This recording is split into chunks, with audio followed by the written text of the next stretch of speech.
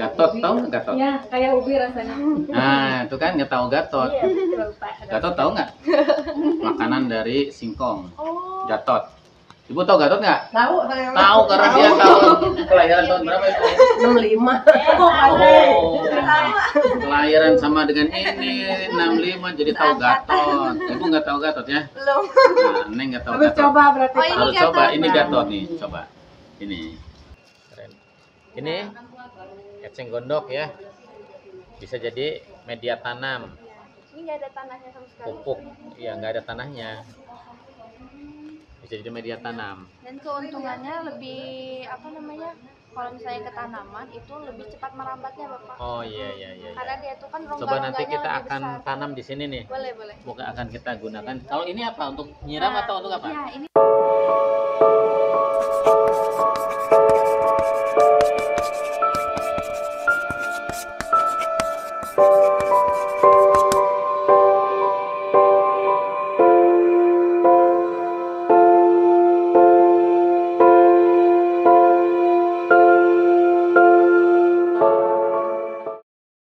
Itu apa itu? Oh, itu.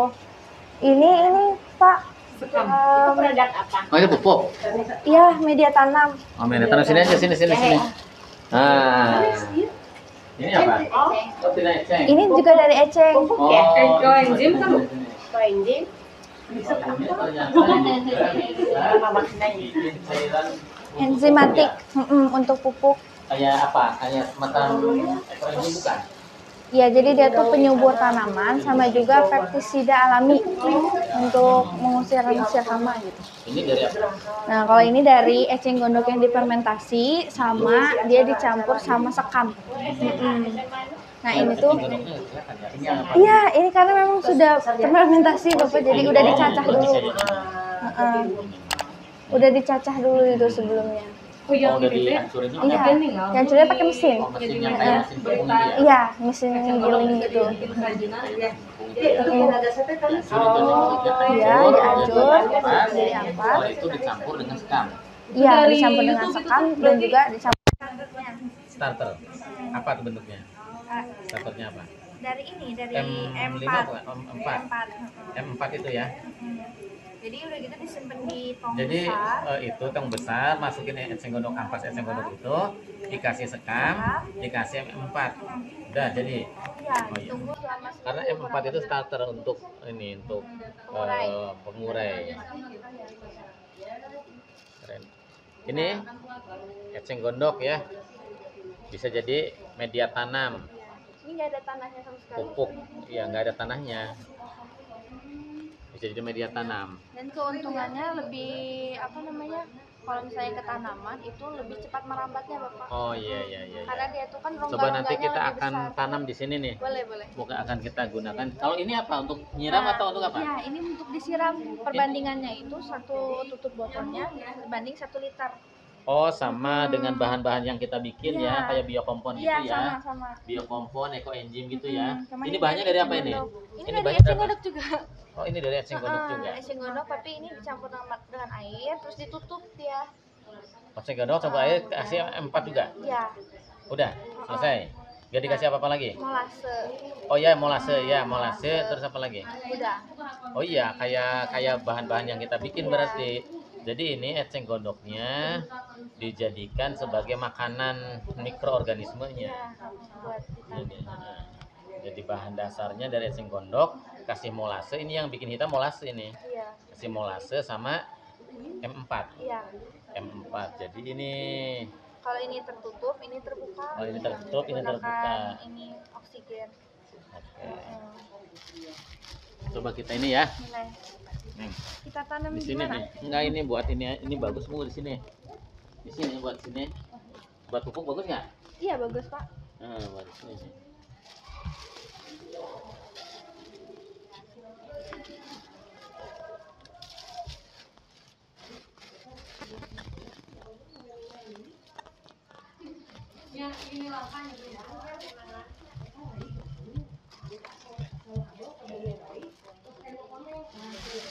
Pikir aja di sini buat nanti lagi yang lain-lain.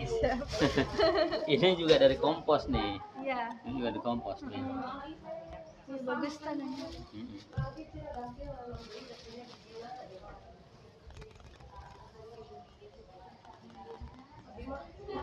Pos. Keren.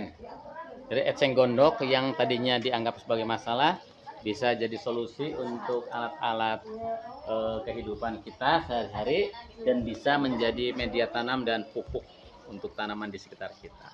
Ini non kimia dan ini bisa digunakan untuk tumbuh-tumbuhan di sekitar kita.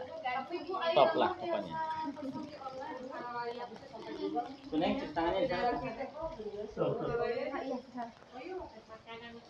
Dalam kurikulum Merdeka disebut belajar mandiri, dalam Piagam Dewantara disebut belajar sepanjang hayat. Gitu. Nah, jadi proses belajar itu adalah proses mencari added value, mencari nilai tambah dari yang lain. Gitu. Itu di Al-Quran juga diterangin, hari ini nggak boleh lebih jelek dari kemarin, harus nambah, harus lebih baik. Nah, itu prinsip-prinsip itu kalau diamalin itu luar biasa. Makanya kalau ada orang yang baru bilang caper, caper, emang gua caper. Emang itu Harus caper. Kalau nggak gitu kalau nggak. nggak kayak gitu nggak akan berubah, kita nggak akan terus bertumbuh. Nah, kadang-kala kita itu melupakan hal-hal yang kadang-kala kita melupakan hal-hal yang tradisional, yang lama, dan mengajar sesuatu yang modern, yang baru. Padahal nggak boleh yang lama ditinggalin, yang baru diambil. Yang lama harus tetap dipertahankan, yang baru harus diambil, itu yang benar. Makanya saya kenapa sih ngajarin ini? Kenapa sih saya ngajarin misalnya ini anyaman harus tetap dilatih di sekolah-sekolah. Karena anyaman ini selaras dengan prinsip-prinsip hidup berkelanjutan. Ini kan gak nyampah. Ini kan kalau dibuang pun hancur. Dan ini berasal dari lingkungan kita. Nah, anyaman ini nggak boleh ditinggalin kemudian ganti ke kemasan. Karena yang kemasan itu biasanya juga nggak ramah lingkungan. Kenapa sih saya ngajarin ini, mengenalin Gatot, mengenalin Tiwul harus diajarin lagi ke sekolah? Karena dari situlah kita akan hidup. Singkong tumbuh di Indonesia. Kita cebin aja jadi. Nah, negara yang susah dihajar secara ekonomi oleh kekuatan kapitalisme global adalah Indonesia. Kenapa? Mereka itu nggak bisa nanam singkong seenaknya. Kalau kita nanam di halaman kita aja tumbuh singkong. Mereka harus makan yang diproduksi melalui mesin produksi. Makan roti diproduksi oleh mesin. Nah, mesinnya pabriknya gulung tikar, gimana mereka mau makan? Sekali dihajar oleh resesi ekonomi, hancur negara-negara lain itu. Nah, Indonesia udah terbukti dari 97 sampai hari ini dihajar. Kemarin COVID yang diprediksi oleh orang kita akan rontok. Kan enggak, negara-negara lain kolab. Tapi Indonesia enggak. Kenapa? Masih punya singkong. Berdaulat. Iya, berdaulat. Singkongnya masih bisa dikasih ke orang. Singkongnya masih bisa dimakan. Masih punya pohon talas kita. Itu masih punya pohon kangkung yang tumbuh di mana-mana untuk makan. Jadi nggak susah digoyang ekonominya karena punya ketahanan pangan yang luar biasa. Tapi kalau singkong, kalau ini nggak diajarin lagi ke anak-anak kita, ya kan? Kalau nggak diajarin lagi ke anak-anak kita, nggak dikenalin ke anak-anak kita bahwa ini adalah kehidupan kita, anak-anak nggak kenal lagi, kita hancur. Anak-anak nggak tahu lagi cara nanam singkong, itu udah hancur kita. Di samping memang sektor informal kita kayak industri rumah tangga itu kan tidak terpengaruh tuh, walaupun terpengaruh nggak terlalu signifikan. Terus para petani kita kan tetap aja, petani kita nggak punya uang tetap masih bisa pada hidup kok di kampung. Mereka penghasilan paling 10.000 sehari, padahal sehari nggak dapat apa-apa, tapi mereka tetap hidup. Kenapa? Mereka masih bisa makan, dan apapun bisa mereka makan kalau di kampung. Tapi kalau anak-anak kita, masyarakatnya sudah nggak mau terjun ke sawah, anak-anaknya sudah nggak mau, ya tergantung berasnya harus beli, ya hancur. Ini yang yang sebenarnya kalau kita berbicara tentang kedaulatan negara Republik Indonesia itu harus berbicara dari kedaulatan pangannya. Gitu. Yang daulat pangan itu yang gimana? Yang mencukupi dirinya sendiri itu ada, kemudian dia juga bisa ngasih ke orang. Iya, dari mandiri ke daulat. Tahan, mandiri, daulat. Jadi yang berdaulat itu udah kita udah berkecukupan. Berkecukupan kita juga bisa ngasih ke orang, bisa ngasih ke tetangga, bisa ngasih ke negara lain. Itu yang harus dilakukan oleh Indonesia. Nah, yang berdaulat itu nanti kalau kita udah sumber-sumber pangan kita udah kita kuasain dan orang ketergantungan sama kita. Ini itu yang harus dilakukan. Gitu. Sekolah-sekolah kan harus ngajarin itu. Kalau sekolah nggak ngajarin itu ya tunggu 3 tahun, 4 tahun. Karena untuk menghancurin Indonesia gampang banget. Hancurin aja sumber dayanya. Bikin orang-orang itu nggak percaya dengan bertani. Generasi mudanya, ini anak sekolahnya, bikin pesimis kalau bertani itu rugi, kalau bertani itu tidak menguntungkan. Sehingga dia bikin yang instan, pengen dapat duit cepet, duit yang gede jual sawahnya. Jual ladangnya. Yang belinya siapa? Kapitalisme yang punya duit besar, orang-orang sono, orang-orang kampung, orang tani, tanahnya dijualin, sawahnya dijualin untuk beli motor, untuk makan gitu, karena pengen untuk kerja di pabrik, masuk ke pabrik jual, pengen jadi PNS jual, misalnya kan, pengen jadi apa, jual tanahnya, gitu, sehingga ditinggalin. Ketika ditinggalin, dibeli oleh mereka dijadikan pertanian juga. Nanti yang jual tanahnya pada jadi satpam, pada jadi buruh taninya, kan miris nggak? Udah banyak loh di Purwakarta loh. Sekarang banyak nih perkebunan ini punya siapa? Punya Ono. Siapa nih pekerjanya? Itu Mang Sahli. Itu Mang Udin yang dulu dijaga dia di situ sama buruh ngangkut, buruh bersih-bersih. Miris nggak? Padahal pertanian juga. Ini yang mesti diajarin di sekolah-sekolah ke masyarakat kita. Makanya kalau saya sih tetap aja punya tanah sedikit saya kebunin, saya sawah sedikit nggak boleh dijual, tetap tanamin. Yang harus kita pertahankan kan selain itu juga metode memasak ya, yang rai. Kan sekarang Iya. ada alatnya, yang fry pan itu. Apa yang langsung dry fry ya. Kan itu kan yang rai meren kalau di kita dia tinggal nyelotong tanpa minyak, lebih sehat kan. Yang orang luar negeri memanfaatkan kan, mencontoh dari kita maksudnya. Padahal itu juga. Padahal nyangrai juga. Coba ini pakai listrik, listriknya harus bayar. Kalau nyangrai pakai kayu bakar. Gitu. Jadi sebetulnya mereka Yang juga sehat nyontoh itu dari yang kita. Yang kita yang sehat. Yang sehat itu yang nyangrai. Yang nyangrai. Mereka nyangrai tapi pakai listrik. Listriknya pakai duit. Duitnya harus dicari. Padahal ya itulah mereka itu yang saya sampaikan, yang sehat itu yang disangrai. Yang disangrai itu tradisi kemuliaan kita, tradisi leluhur kita yang mulia yang harus dipertahankan. Diambil oleh orang sono, dipermudah, dikirim lagi dijual ke kita. Kita menikmatin itu, padahal bayar-bayar juga. Gitu. Nah, yang kayak gitu itu boleh aja kalau punya duitnya, tapi dalam jangka panjang bisa jadi kita nggak punya uang untuk beli. Ya, dilestarikanlah itu menyangrai. Iya, makanya saya sampaikan bahwa saya belajar sama Pak Iskandar ya, beberapa kali pertemuan itu, kita itu sekolah-sekolah itu harus mewariskan, mengajarkan tradisi kemuliaan hidup kita. Nah, ini kan tradisi kemuliaan. Ini mulia mana pakai bambu kayak gini dengan pakai plastik. Pakai plastik itu harus beli, harus bikin, kemudian limbahnya merusak lingkungan. Sama dengan ini. Ini juga kalau yang dipesah harus beli, tapi kan minimal tidak nyampah.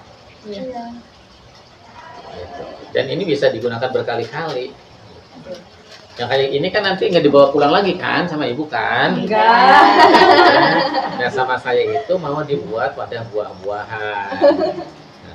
Ada buah-buahan nanti buat di sini. Masih alami Pak. Belum Iya, dikasih masih Belum alami. dikasih Ini kan teknis. tradisi kemuliaan. Kayak nyangrai tadi. Nyangrai itu tradisi kemuliaan yang harus diajarin anak-anak kita. Gatot itu tradisi kemuliaan. Mulia mana makan gatot sama makan mie rebus, mie instan. Mulia ini karena sehat. Gitu. Tradisi kemuliaan itu harus diajarin. Mulia mana? Menggunakan pupuk tadi yang tadi saya bikin Pak dari eceng gondok dengan pupuk kimia.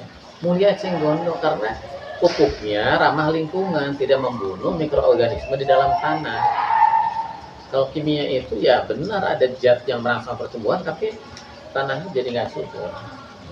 Nah, kita itu harus mengajarkan tradisi kemuliaan. Maka itu banana circle itu yang kita ajarin ya. Buang sampah organik, bikin banana circle. Itu tradisi kemuliaan yang diajarkan oleh leluhur kita, yang harus diajarkan oleh kita kembali ke anak-anak kita hari ini. Kan hari ini kita buang sampah ikat pakai plastik, ya, kemudian buang ke pinggir itu, sampahnya dicampur ke pinggir jalan, terus diangkutin sama pegawai kebersihan. Pegawai kebersihannya itu dibayar loh setiap bulan.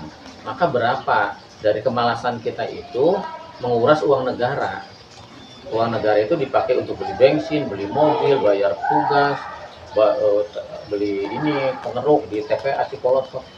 Kan sayang.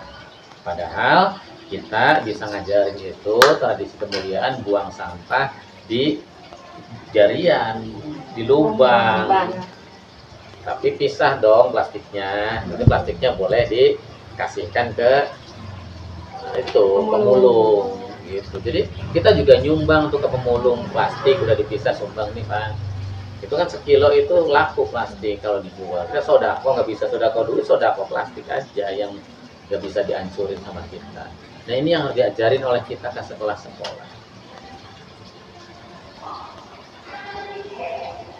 Mau buat itu Pak tong komposter ya di sekolah-sekolah. Iya, tong komposter. Saya itu saya kan di toko rumah saya penuh sama tong komposter di sini. Penuh, bawa simpan nih satu komposter. Sudah itu juga di sekolah. Iya. Cuman kita teh masih mau membiasakan ke anak jangan jaga jarak Campur. dengan bau, dengan kotor Iya. harus terbiasa. Karena persoalan bau itu persoalan kebiasaan. Iya. Kayaknya lagi kebiasaan penekanan jangan Iya, jangan takut bau. Yang bikin bau juga dia. Yang bikin bau Iya. juga anak-anak. Iya betul. Kalau nggak bikin sampah kan nggak bau. Kalau sampahnya nggak dicampur juga nggak mungkin. Yang bikin jijik biasanya dicampur itu plastik sama organik. Iya. Gitu Bu. Terus berkaryanya Ibu prakarya. Matematikanya ajarin tentang lingkungan. Ngukur tanah, ngukur kelas, ngukur tinggi pohon, pembagian ini pohon ada berapa, buahnya berapa, kalau ada sekian kali sekian berapa. Gitu. Timbang, gitu. Jadi saya itu ngajarin matematikanya matematika lingkungan. Bahasa Indonesia lingkungan. IPS juga sama. IPS lingkungan. Prakaryanya berasal dari lingkungan aja kita. Bikin olahan makanan, tata boga. Gitu. Jadi kalau kayak gitu kita mempunyai kedaulatan. Mandiri. Kita akan menjadi pusat perhatian. Caper. Ibu jangan takut, ini jadi guru katanya dibilangin caper. Enggak. Memang kalau orang-orang kreatif jadi pusat perhatian. Capernya positif. Capernya Iya. positif. Jadi jangan takut. Akan ada setiap hambatan dari setiap perubahan. Iya. Ya. Iya, betul. Kalau mau mulus-mulus aja ya tidur. Tidur juga ada yang ngeganggu kadang-kadang.